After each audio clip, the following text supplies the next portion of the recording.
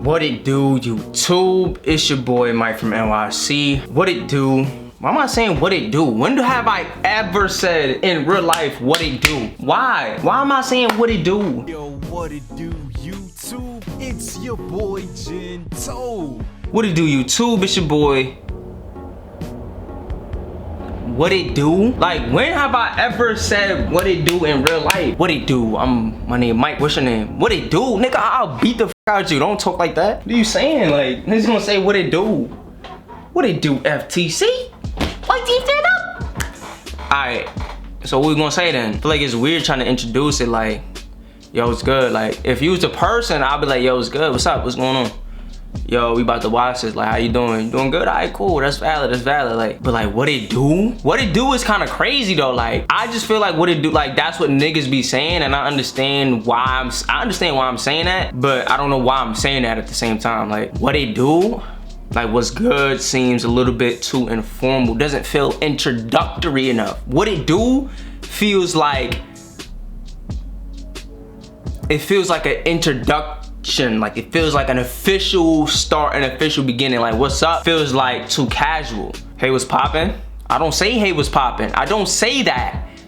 Hey, what's poppin', YouTube? Like, nah. Like, I mean, that don't sound that bad, but like, I don't say that.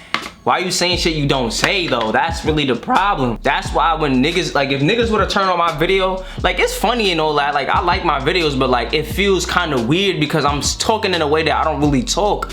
I'm saying what it doing, what's poppin'. I could just say today we are watching. Like, I don't feel like I'm saying hello though. I don't feel like I'm saying hello, which is fine. You know, I just think that's my internal thought process. Like, I'm not greeting you. I'm just saying today we watching The Art of Seduction in under 20 minutes. I kind of like that. It's smooth, it's real, it's authentic. Today we watching The Art of Seduction in under 20 minutes.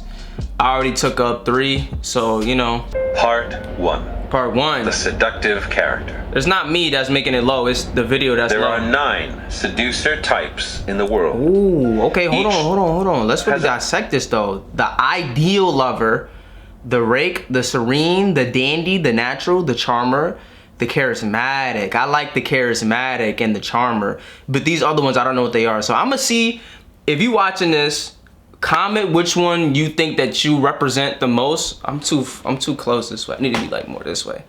Let me lock that. Yeah. So yeah, let me know which one you think you are, which one you like the most, which one you're attracted to the most. And yeah, let's like talk to me. Character trait that comes from deep within and creates a seductive pull. Okay, I'm Sirens interested. have an abundance of sexual energy and know how to use it. Okay. Rakes insatiably adore the opposite sex, and their desire is infectious. Ideal lovers have an aesthetic sensibility that they apply to romance. Dandies like to play with their image, creating a striking and androgynous allure. Naturals are spontaneous and open. I like that. Coquettes are self-sufficient with a fascinating cool at their core. Ooh. Charmers want and know how to please. They are social creatures. Charismatics have an unusual confidence in themselves. Stars are ethereal and envelop themselves in mystery. The siren. A man is often secretly oppressed by the role he has to play, by always having to be responsible, in control, and rational. The siren is the ultimate male fantasy figure because she offers a total release from the limitations of his life. In her presence, which is always heightened and sexually charged, the male feels transported to a world of pure pleasure. She is dangerous, and in pursuing her energetically, the man can lose control over himself, something he yearns to do. The siren is a mirage. She lures men by cultivating a particular appearance and manner. In a world where women are often too timid to project such an image, learn to take control of the male libido by embodying his fantasy. The rake. Okay. A woman never quite feels desired and appreciated enough. She wants attention, but a man is too often distracted and unresponsive. The rake is a great female fantasy figure. When he desires a woman, brief though that moment may be, he will go to the ends of the earth for her. He may be disloyal, dishonest, and amoral, but that only adds to his appeal. Unlike the normal, cautious male. Ooh, cautious. Wow, niggas out here playing it cautious. Niggas out here playing it like they just got, like, nah, I'm just gonna play it safe and I'm gonna try to, like, he going for the jugular. Like, I'm gonna just jab, jab, jab. Like, he going for hooks. He going for haymakers, okay. Nah, that cautious word, it hit me. Cautious. That hit me. He may be disloyal, dishonest, and amoral, but that only adds to his appeal. Unlike the normal, cautious male, the rake is delightfully unrestrained, a slave to his love of women. Ooh, wow. There is the added lure of his reputation. So many women have succumbed to him, there has to be a reason. Words are a woman's weakness, and the rake is a master of seductive language. Stir a woman's repressed longings by adapting the rake's mix of danger and pleasure. The ideal lover. Most people have dreams in their youth that get shattered or worn down with age. Wow. They find themselves disappointed by people, events, reality, which cannot match their youthful ideals. Damn. Ideal lovers thrive on people's broken dreams, which become lifelong fantasies. You long for romance, adventure, lofty spiritual communion. The ideal lover reflects your fantasy. He or she is an artist in creating the illusion you require, idealizing your portrait. In a world of disenchantment and baseness, there is limitless seductive power in following the path of the ideal lover. The dandy. Most of us feel trapped within the limited roles that the world expects us to play. We are instantly attracted to those who are more fluid, more ambiguous than we are. Those meaning of ambiguous. Open to more than one interpretation, having double meaning. Okay, so let's go back. Within the limited roles that the world expects us to play. We are instantly attracted to those who are more fluid, more ambiguous than we are. Those who create their own persona.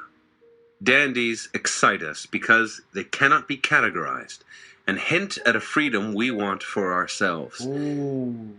They play with masculinity and femininity. They fashion their own physical image, which is always startling. They are mysterious and elusive. They also appeal to the narcissism of each sex. To a woman, they are psychologically female. To a man, they are male. Dandies fascinate and seduce in large numbers. Use the power of the dandy to create an ambiguous, alluring presence that stirs repressed desires. The natural. Childhood is the golden paradise we are always consciously or unconsciously trying to recreate. The natural embodies the longed-for qualities of childhood: spontaneity, sincerity, unpretentiousness. In the presence of naturals, we feel at ease, caught up in their playful spirit, transported back to that golden age. Naturals also make a virtue out of weakness, eliciting our sympathy for their trials, making us want to protect them and help them. I'm sorry, I wasn't paying attention. Spontaneity, sincerity, always conscious presence that stirs repressed desires. The natural. Childhood is the golden paradise we are always consciously or unconsciously trying to recreate. The natural embodies the longed-for qualities of childhood: spontaneity, sincerity, unpretentiousness. In the presence of naturals, we feel at ease, caught up in their playful spirit, transported back to that golden age. Naturals also make a virtue out of weakness, eliciting our sympathy for their trials, making us want to protect them and help them. As with a child, much of this is natural, but some of it is exaggerated, a conscious, seductive maneuver. Adopt the pose of the natural to neutralize people's natural defensiveness, and infect them with helpless delight. The coquette. The ability to delay satisfaction is the ultimate art of seduction. While waiting, the victim is held in thrall. Coquettes are the grand masters of this game, orchestrating a back-and-forth movement between hope and frustration.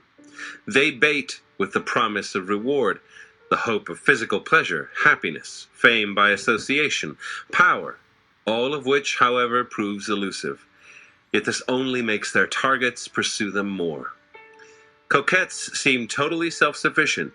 They don't need you, they seem to say, and their narcissism proves devilishly attractive. You want to conquer them, but they hold the cards. The strategy of the coquette is never to offer total satisfaction. Initiate the alternating heat and coolness of the coquette, and you will keep the seduced at your heels. The charmer. Charm is seduction without sex. Charmers are consummate manipulators, masking their cleverness by creating a mood of pleasure and comfort. Their method is simple. They deflect attention from themselves and focus it on their target. They understand your spirit, feel your pain, adapt to your moods. In the presence of a charmer, you feel better about yourself. Ooh. Charmers don't argue or fight, complain or pester. What could be more seductive? By drawing you in with their indulgence, they make you dependent on them, and their power grows. Learn to cast the charmer's spell by aiming at people's primary weaknesses, vanity and self-esteem. The charismatic. Charisma is a presence that excites us. It comes from an inner quality, self-confidence, sexual energy, sense of purpose, contentment, that most people lack and want. This quality radiates outward, permeating the gestures of charismatics, making them seem extraordinary and superior, and making us imagine there is more to them than meets the eye. They are gods, saints, stars. Charismatics can learn to heighten their charisma with a piercing gaze, fiery oratory, an air of mystery. They can seduce on a grand scale. Learn to create the charismatic illusion by radiating intensity while remaining detached. The star.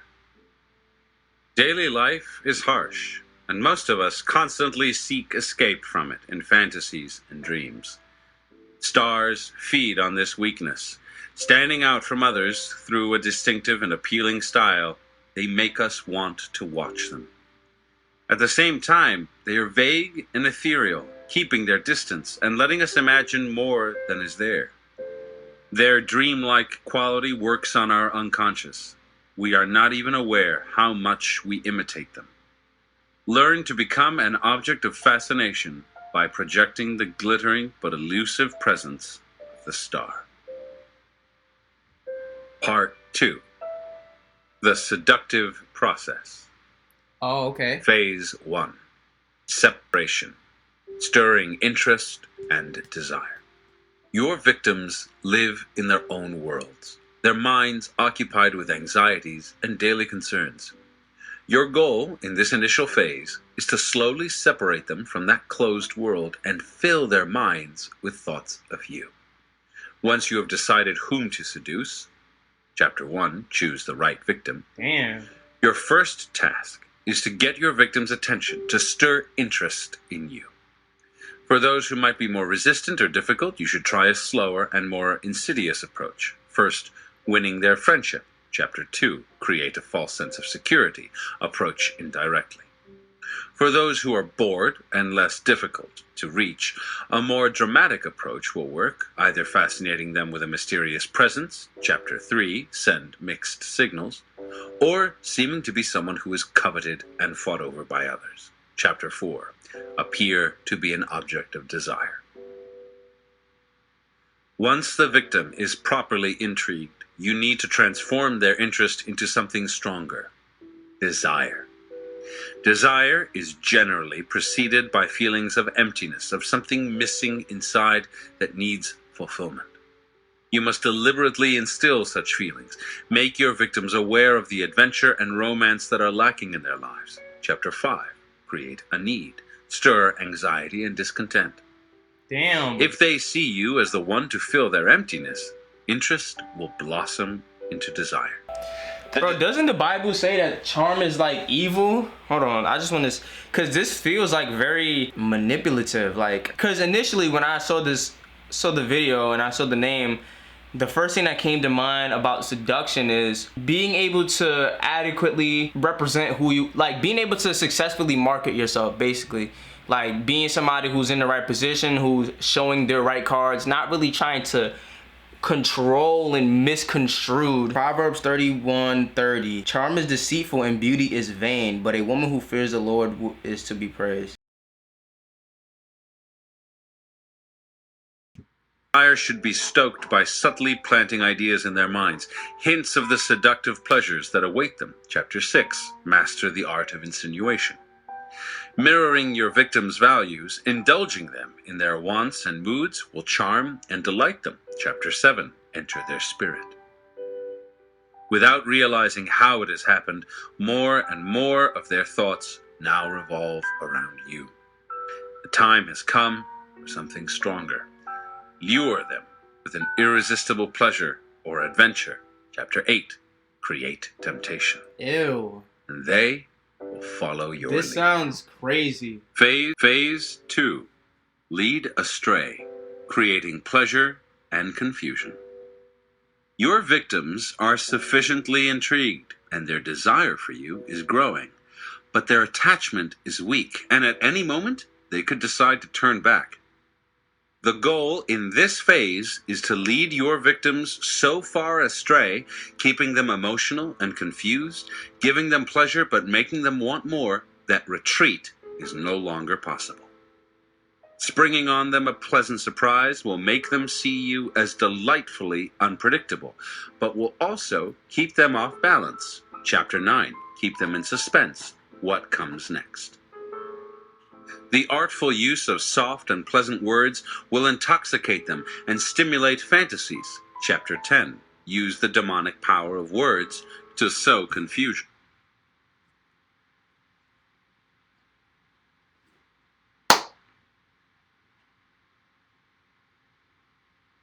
Yo, man, use the information in this video at your own risk. You know what I'm saying? At the end of the day, when you close your eyes at night, you reap what you sow. I don't care if you Muslim, Christian, Catholic, whether it's karma, whether it's the universe, whether you believe it's the universe, you believe in the Bible. At the end of the day, you reap what you sow. So just keep that in mind. Aesthetic touches and pleasant little rituals will titillate their senses, distract their minds. Chapter 11. Pay attention to detail. Your greatest danger in this phase is the mere hint of routine or familiarity. You need to maintain some mystery, to keep a little distance, so that in your absence your victims become obsessed with you. Chapter 12. Poeticize your presence. They may realize they're falling for you, but they must never suspect how much of this has come from your manipulations. A well-timed display of your weakness, of how emotional you have become under their influence, will help cover your tracks. Chapter 13. Disarm through strategic weakness and vulnerability. To excite your victims and make them highly emotional, you must give them the feeling that they're actually living some of the fantasies you have stirred in their imagination. Chapter 14. Confuse desire and reality. By giving them only a part of the fantasy, you will keep them coming back for more. Focusing your attention on them so that the rest of the world fades away, even taking them on a trip, will lead them far astray. Chapter 15. Isolate your victim. There is no turning back. Phase 3. The precipice. Deepening the effect through extreme measures. Wow. Isolate. The goal in this phase is to make everything deeper. The effect you have on their mind, feelings of love and attachment, tension within your victims. With your hooks deep into them, you can push them back and forth between hope and despair until they weaken and snap. Showing how far you are willing to go for your victims, doing some noble or chivalrous deed, chapter 16, Prove Yourself, will create a powerful jolt, spark an intensely positive reaction. Everyone has scars, repressed desires, and unfinished business from childhood. Bring these desires and wounds to the surface, make your victims feel they're getting what they never got as a child, and you will penetrate deep into their psyche, stir uncontrollable emotions. Chapter 17, Effect a regression. Now, you can take your victims past their limits, getting them to act out their dark sides, adding a sense of danger to your seduction. Chapter 18, Stir up the transgressive and taboo.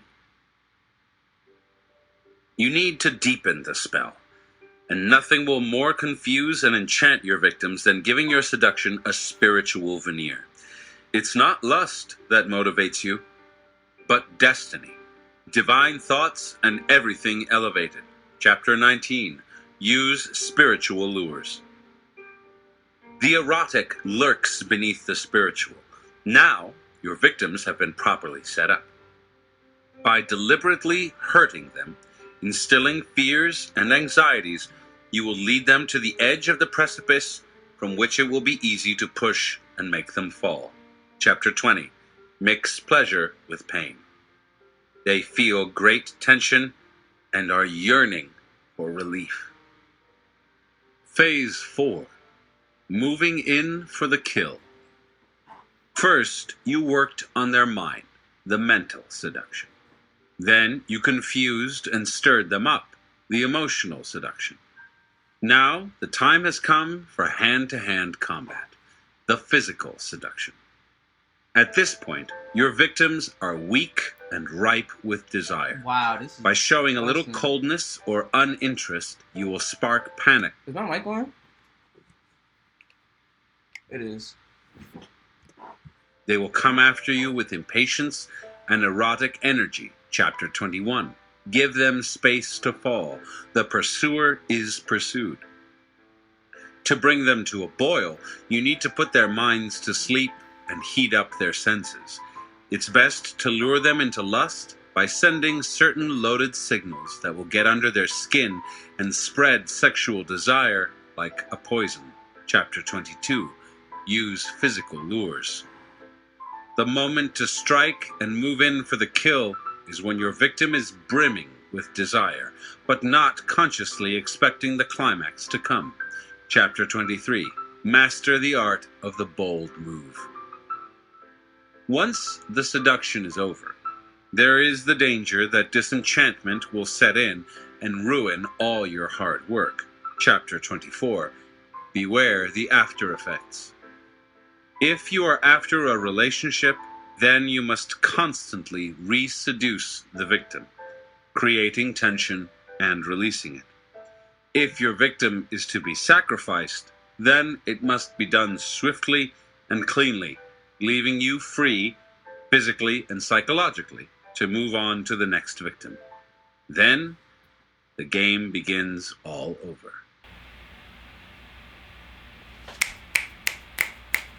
As fucked up as that was, as fucked up as it was very poetic, it was very informative, it was very interesting. But again, you know, do everything at your own discretion, at your own risk, you know. Is there some things that I would take from this video?